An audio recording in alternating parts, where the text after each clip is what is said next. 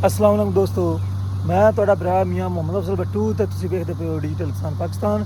ਕਿਸਾਨ ਦੋਸਤੋ, ਮੂੰਜੀ ਦਾ ਸੀਜ਼ਨ ਆਖਰ ਤੇ ਆ ਗਿਆ ਹੈ ਤੇ ਅੱਜ ਕਟਾਈ ਹੁੰਦੀ ਵੀ ਮੇਰੇ ਕਜ਼ਨ ਦੀ ਬਾਬਰ ਇਕਬਾਲ ਬੱਟੂ ਦੀ। ਉਹਦੇ ਕੋਲ ਪੁੱਛਨੇ ਵੀ ਇਹ ਕਿਹੜੀ ਵੈਰਾਈਟੀ ਹੈ ਤੇ ਹੁਣ ਕਿਸ ਤਰ੍ਹਾਂ ਦਾ ਝਾੜ ਨਿਕਲਦਾ ਪਿਆ ਹੈ ਤੇ ਇਹ ਉਹਨਾਂ ਕਦੋਂ ਚੱਲੀ ਹੈ। ਬਾਬਰ ਬਾਈ ਨਾਲ ਗੱਲ ਕਰੀਏ। ਸਾਹਮਣੇ ਜਨਾਬ ਕਟਾਈਆਂ ਸ਼ੁਰੂ ਕਬੂਟਾ ਮਸ਼ੀਨ ਨਾਲ AR 52 ਹੈ ਤੇ MF 375 ਪਿੱਛੇ ਟਰਾਲਾ ਤੇ ਬਾਬਰ ਖਾਨ ਸਾਹਮਣੇ ਮੌਜੂਦ ਤੇ दो टैंकियाँ आ गई हैं। तो सैंपल पहले चेक कर लो। क्या बात है, माशाल्लाह बहुत प्यारी परफॉर्मेंस ते पक्की मुंजी जी। अस्सलाम वालेकुम बाबर खान, की हाल है? अस्सलाम भाईजान। तो बाबर खान अगेते भी आप 1509 भी लाए सन, 1692 भी लाए सन कणक तो बाद। हाँ जी, ਉਹਨਾਂ ਦੀ ਕੀ ਪੋਜੀਸ਼ਨ ਰਹੀ ਹੈ ਇੱਕ ਵਾਰੀ ਫਿਰ ਸਾਡੇ ਦੋਸਤਾਂ ਨੂੰ ਦੱਸ ਦਿਓ। अगेतरे लाया है वो किला सामा खड़ा हरा इस तरीके ही हरा रहा है। ਉਹ ਸਾਹਮਣੇ ਆ ਗਿਆ। 1692 ਲਾਇਆ ਹੈਗਾ ਸੀ तो 2 ਮਣ ਕਿੱਲਾ ਨਿਕਲਾ ਸੀ।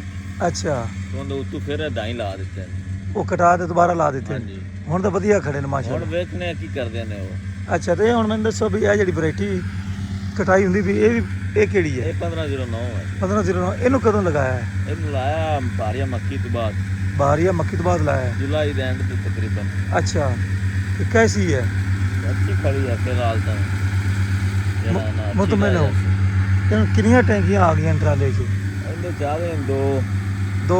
ਹਾਂਜੀ ਤੇ ਮਕਈ ਤੋਂ ਬਾਅਦ ਆਪਾਂ ਲਾਈ ਹੈ ਬਾਰੀਆ ਤੋਂ। ਹਾਂਜੀ ਤੇ ਮੇਰਾ ਤਾਂ ਖਿਆਲ ਹੈ ਵੀ ਜਿਸ ਤਰੀਕੇ ਆ ਵੀ ਖੇਤ ਸਾਹਮਣੇ ਵੀ ਨਜ਼ਰ ਆਉਂਦਾ ਪਿਆ, ਅਨਾਜ ਨਾ ਭਰਿਆ ਪਿਆ ਹੈ। ਹਾਂਜੀ ਤੇ ਟਾਈਮਿੰਗ ਜਿਹੜੀ ਹੈ ਇਹ ਤਾਂ ਆ ਗਈ ਫਿਰ ਮੇਰਾ ਖਿਆਲ ਹੈ ਵੀ ਸਾਵਣ ਵਾਲੀ। ਹਾਂਜੀ, ਸਾਮਣ ਤੋਂ 10-15 ਦੇ ਪਹਿਲੇ ਲਾਏ ਨੇ, ਮਤਲਬ 20 ਹਾੜ ਤੋਂ ਬਾਅਦ ਸ਼ੁਰੂ ਕੀਤੇ ਨੇ। 20 ਹਾੜ ਤੋਂ ਬਾਅਦ ਲਾਇਆ। ਹਾਂ, 20-25 ਹਾੜ ਤੱਕ ਮਤਲਬ ਇਹਨਾਂ ਮੁਕੰਮਲ ਕਰ ਲਏ ਨੇ।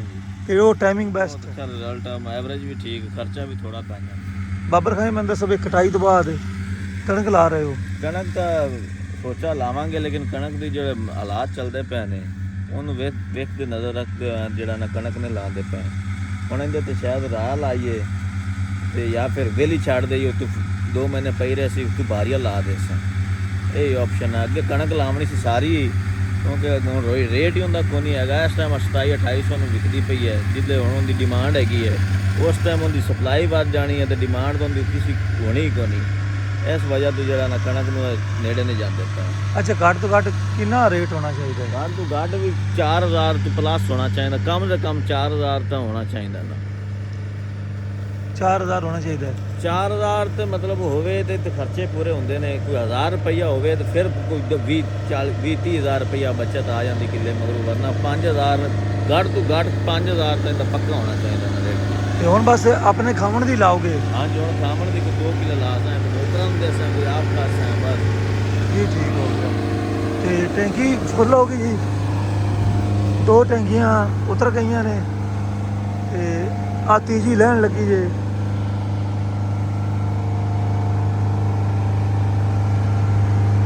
ਐਰੋਸਟਾਰ 52 ਮਸ਼ੀਨ।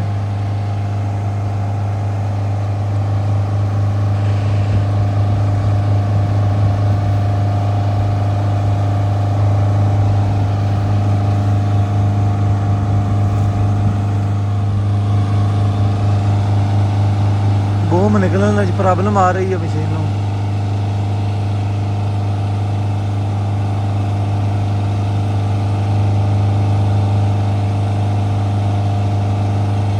ਇੱਕ ਵਾਰੀ ਉਹਨੇ ਰੱਖਿਆ ਹੈ ਤੇ ਦੁਬਾਰਾ ਜਿਹੜਾ ਹੈ ਨਾ ਚੁੱਕਿਆ ਤੇ ਚੁੱਕਿਆ ਗਿਆ ਜੀ।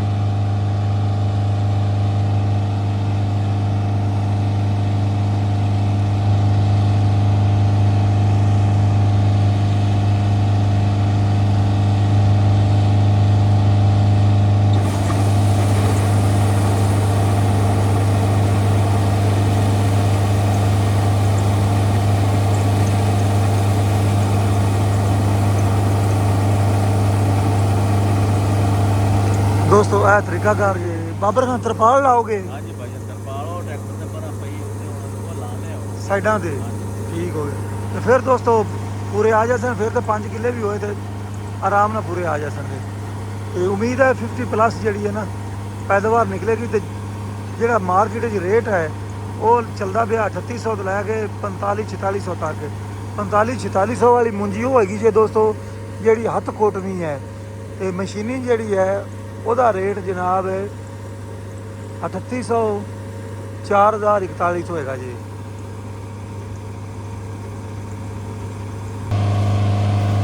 ਲੈ ਵੀ ਦੋਸਤੋ ਟੈਂਕੀ ਹੋ ਗਈ ਖਾਲੀ ਤੇ ਹੁਣ ਚੱਲੇ ਹਾਂ ਜਨਾਬ ਮਸ਼ੀਨ ਦੀ ਪਰਫਾਰਮੈਂਸ ਤੁਹਾਨੂੰ ਵਿਖਾਈਏ।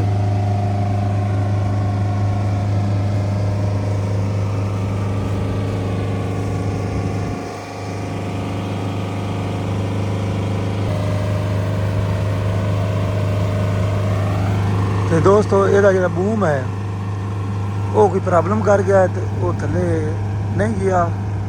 ਥੋੜਾ ਜਿਹਾ ਉਹਨੇ ਮਸ਼ੀਨ ਨੂੰ ਅੱਗੇ ਲਿਆਂਦਾ ਤੇ ਹੁਣ ਜਨਾਬ ਇਹਨੂੰ ਫਿਰ ਬੰਦ ਕਰਨ ਦੀ ਕੋਸ਼ਿਸ਼ ਕਰਦਾ ਪਿਆ ਹੈ।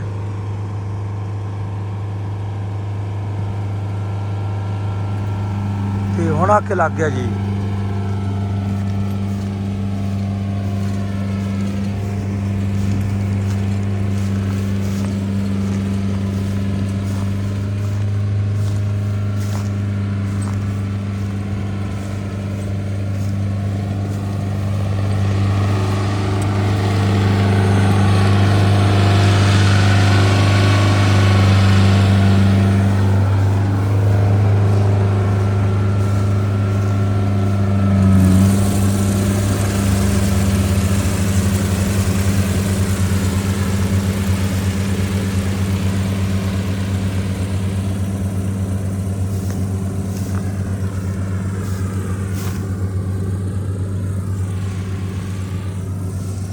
माशाल्लाह सोहना पक्क है दोस्तों। कोई की मुंजर सफेद भी हैगी है लेकिन वो पोजीशन ही जो शुरू च आई सी पोपट वाली।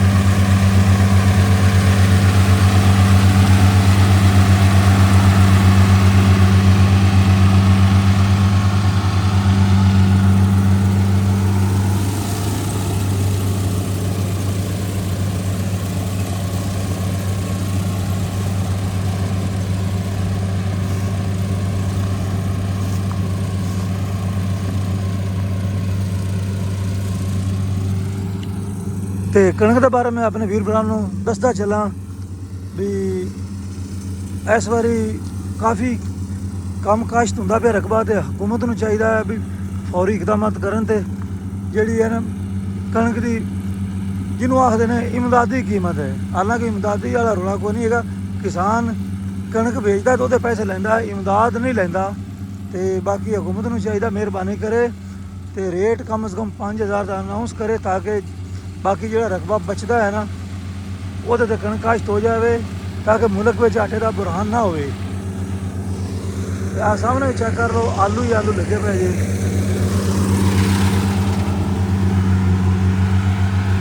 तो फिर हुकूमत ने आखना भी कणक बाहरों ले आइए तो बाहरों भी नाकस क्वालिटी की कणक लभदी है सानू।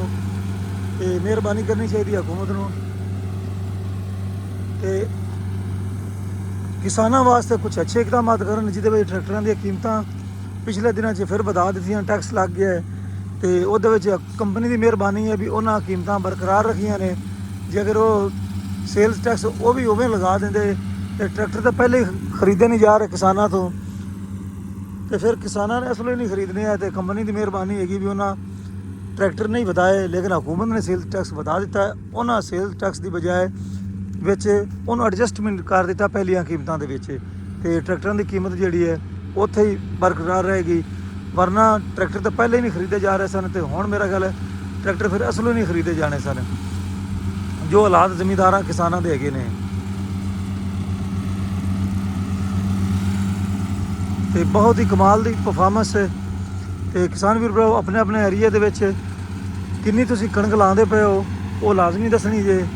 ਤੇ ਬਾਕੀ ਜਿਹੜੀਆਂ ਫਸਲਾਂ ਨੇ ਉਹ ਕਿਹੜੀਆਂ ਲਾਉਂਦੇ ਪਏ ਹੋ ਤੇ ਵਜ੍ਹਾ ਵੀ ਦੱਸਣੀ ਹੈ ਕਿਉਂਕਿ ਅਸੀਂ ਤਾਂ ਵਜ੍ਹਾ ਦੱਸਣੀ ਹੈ ਵੀ ਸਾਡੇ ਪਾਸੇ ਤਾਂ ਸਾਰੇ ਕਿਸਾਨ ਕਹਿੰਦੇ ਨੇ 2500 ਰੁਪਏ ਦੇ ਹਿਸਾਬ ਨਾਲ ਵਿਕੇਗੀ। ਤਾਂ ਅਗਰ 40 ਮਣ ਝਾੜ ਹੋਇਆ ਤੇ ਲੱਖ ਦੀ ਹੋਵੇਗੀ ਤੇ 70,000 ਖਰਚਾ, 30,000 ਬਚੇਗਾ। ਜੇ ਅਗਰ ਜ਼ਮੀਨ ਠੇਕੇ ਦੀ ਹੈ ਤੇ ਲੱਖ ਠੇਕਾ ਹੈ ਤਾਂ ਪੱਲੂ ਜਨਾਬ 70-80,000 ਪਵੇਗਾ ਤੇ ਪੱਲੂ ਲਾ ਕੇ ਕਣਕ ਉਗਾਰਨ ਦਾ ਫਾਇਦਾ ਕੋਈ ਨਹੀਂ ਹੈਗਾ।